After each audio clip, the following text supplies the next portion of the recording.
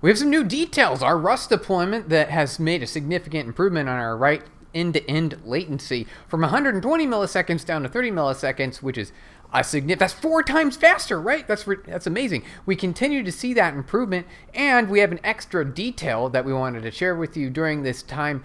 We did see a change in performance on a different metric as well that we were expecting, but it is counterintuitive. So we put a new post here on Reddit that describes, of course, that we love to see our performance numbers, and it's a core objective for us because if people use our APIs and they have a better experience due to faster API results, then guess what? It's a better API overall, and it's a significant win for us. And plus, we really like to see that. So there is our original chart here. I'll switch to see here really quick. There we go.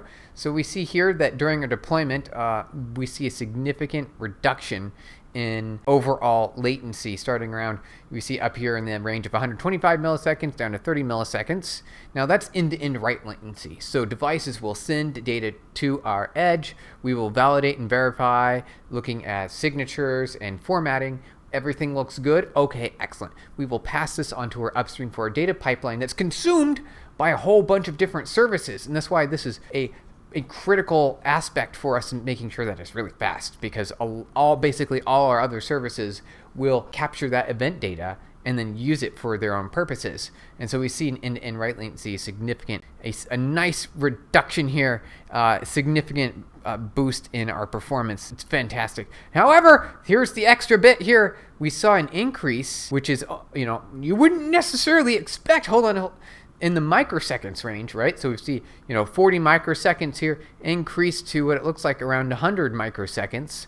Now, microseconds is, that's less than a millisecond, right? So that's not a big deal, it would seem, although that is a significant increase, and this is on a per event basis. That's because our previous architecture would bundle events together, and as data was being bundled, the per average event would be pretty low. We thought that was the metric that we needed to look at.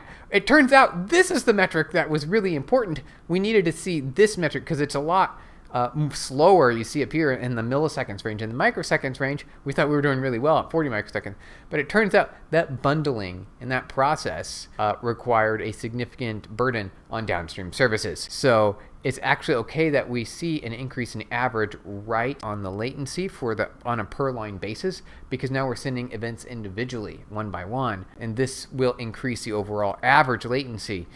So that is, it seems like a problem, but actually it's okay. There's a little bit more detail here in the Reddit post. We'll send a link in the comment section below. Of course, with a change like that, you might say, why not just stick with Python? And it turns out the way that our Python was written, it would have basically been a rewrite of the entire Python process anyway. Since we are seeing fantastic results with Rust, we want, if we're going to do a full rewrite, might as well do it in Rust. And it turns out it was absolutely worth it, because we got extra gains and extra benefits from a performance perspective on CPU and memory consumption. So it was even extra benefit from that perspective.